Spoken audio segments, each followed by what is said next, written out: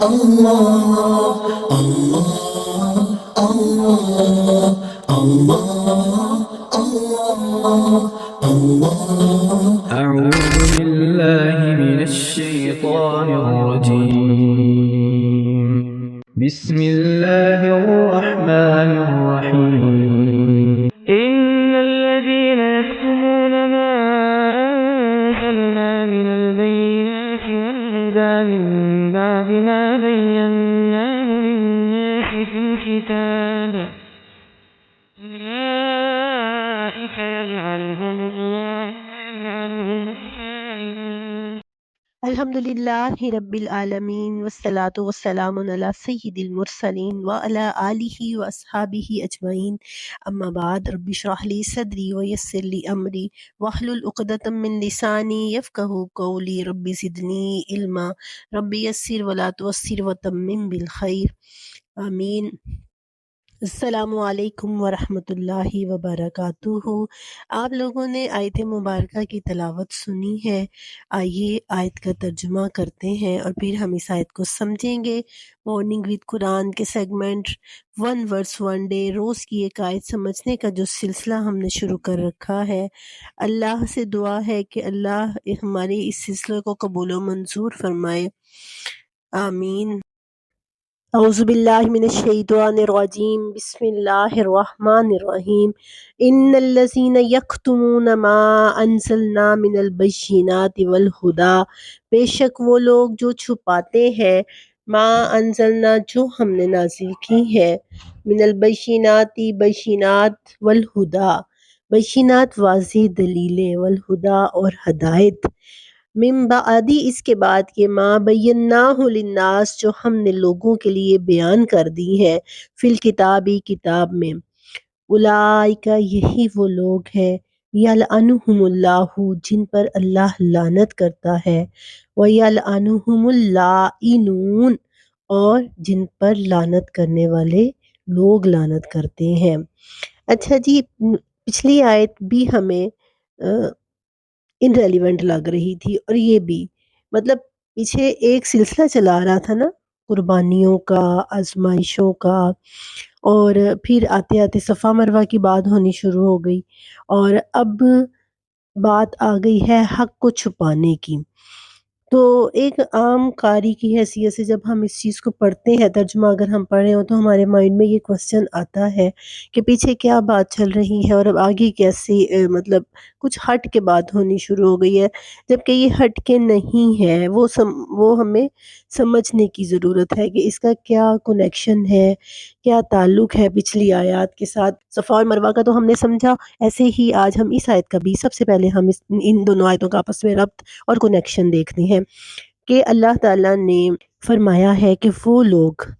جو چھپاتے ہیں، یہ اس سے مراد علماء یہود ہیں۔ علماء یہود نے پہلے تو دین کو صرف ایک محسوس طبقے تک رکھا تھا، عام لوگوں تک نہیں پہنچنے دیا تھا، اور پھر جب عام لوگ گمراہی میں مبتلا ہو گئے تھے، غلط طریقے اور غلط کام ایجاد کرنے لگے، تو انہیں روکا بھی نہیں۔ مطلب جس کام میں وہ خوش ہوتے یا جس کام میں ان کی مرضی ہوتی، تو اس سے ملتے جلتے دلائل دیا کرتے تھے۔ مطلب انہوں نے مذہب کو صحیح طرح سے تبلیغ نہیں کی، بینات اور ہدیٰ جو اللہ کی طرف سے ان کے پاس آئی تھی، انہوں نے وہ چھپائیں، اور کتمان حق، یکتمون کاف تے میم سے ہے، جس کا مطلب ہوتا ہے چھپانا، اس کو کہتے ہیں کتمان حق، حق کو چھپانا، اور اس کے اپوزٹ کیا لفظ یوز ہوتا ہے؟ اعلان کرنا، کسی چیز کو بیان کرنا، اعلان کر کے کہنا کہ اللہ کی یہ آیات میرے پاس موجود ہے۔ ایسے ہی صفا اور مروہ کے بارے میں بھی انہوں نے لوگوں سے چھپایا، حضرت محمد صلی اللہ علیہ وسلم کے بارے میں بھی چھپایا، حضرت ابراہیم کے جو شاعر تھے، جو ان سے منسوب تھے، شاعر اللہ، ان کو لوگوں سے چھپایا، اور وہ سارے منتقل کر دیے بیت المقدس کی طرف۔ صفا مروہ کو چھپا کے مروان اس کی جگہ پہ نام بدل دیا، اور وہ سب کچھ ادھر منسوب کر دیا بیت المقدس کی طرف، اور بیت اللہ کی جو اہمیت تھی اور مکہ کی جو اہمیت تھی اور مکہ میں آنے والے نبی کی جو اہمیت تھی، وہ سب اپنی عوام سے چھپائے۔ اور یہ چھپانا اتنا بڑا گناہ ہے، یہ آیت دیکھیں، اس کے الفاظ دیکھیں کہ اللہ لعنت کرتا ہے، اور لعنت کرنے والے بھی لعنت کرتے ہیں۔ کتنے سخت الفاظ ہیں۔ حضرت ابو ہریرہ فرماتے ہیں کہ اگر یہ آیت نہ ہوتی تو میں کبھی لوگوں کو لوگوں کے سامنے حق بیان نہ کرتا. کہ یہ آیت مطلب مجھے ڈراتی ہے، اس آیت سے مجھے ڈر لگتا ہے، جس وجہ سے میں دین کی تبلیغ کرتا ہوں اور دین کے احکامات پہنچاتا ہوں. اور ان کی یہ بات کرنے کی ایک اور ریزن بھی تھی، وہ میں آگے چل کے آپ کو بتاؤں گی. ایسے ہی حدیث میں آتا ہے کہ من سئل عن علم علمہ ہو، کہ جس سے کسی علم کے بارے میں پوچھا جائے وہ اس علم کو جانتا ہو، ثم قتم، پھر اس نے چھپا لیا، یوم القیامتی بلجام من النار، قیامت کے دن اس کو آگ کی لگام پہنائی جائے گی. مطلب اس یہاں پہ مراد تو بظاہر علماء یہود ہے، لیکن مسلمان علماء بھی مراد ہے. ہر وہ عالم دین جس کے پاس علم ہوتا ہے وہ اس کو چھپاتا ہے، لوگوں تک نہیں پہنچاتا. چھپانے کی ریزنز کیا ہوتی ہیں؟ دو ریزن سمجھ آتی ہیں. ایک تو وہ عوام کو ناراض نہیں کرنا چاہتا.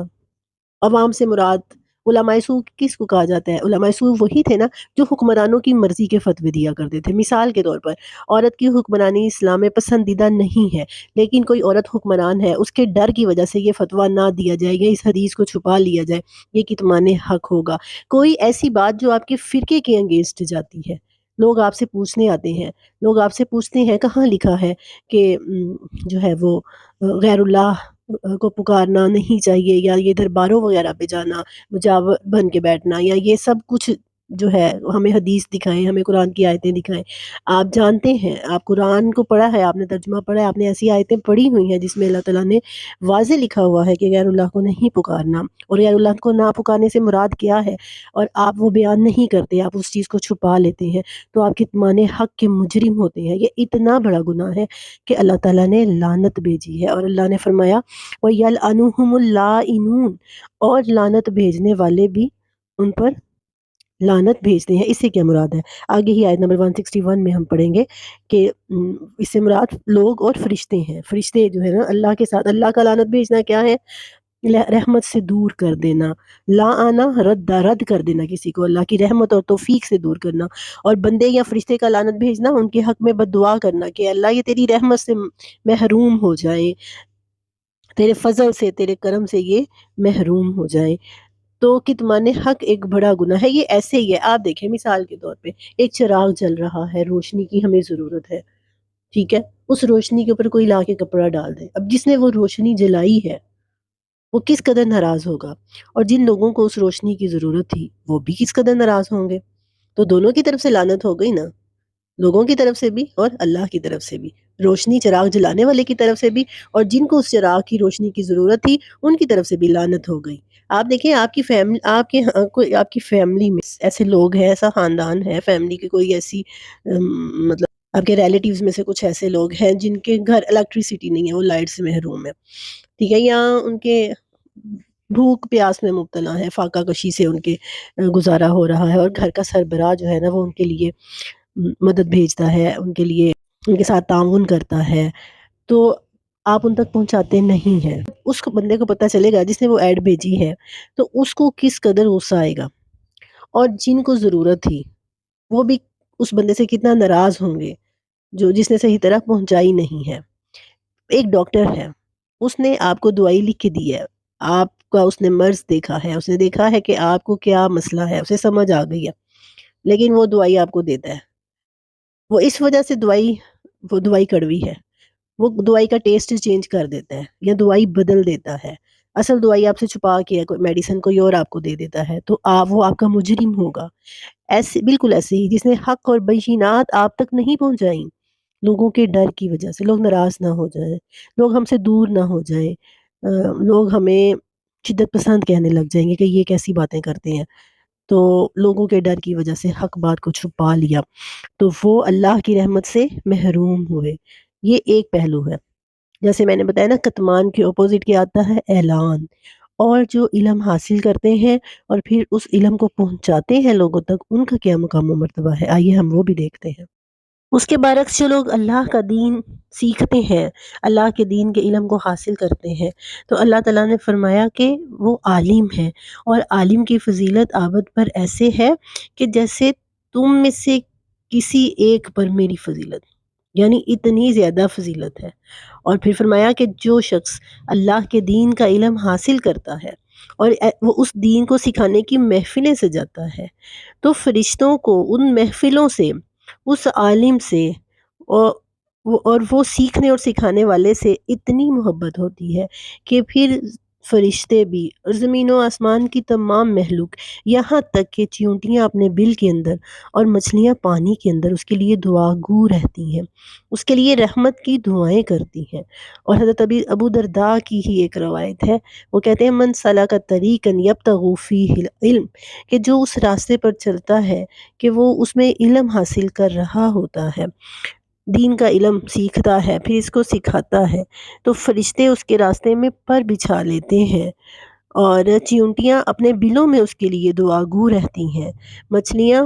پانی میں اس کے لیے دعائیں کرتی ہیں، فرشتے ان کے قدموں میں، فرشتوں کو اتنا پیار آتا ہے ایسی محفلیں سجانے والوں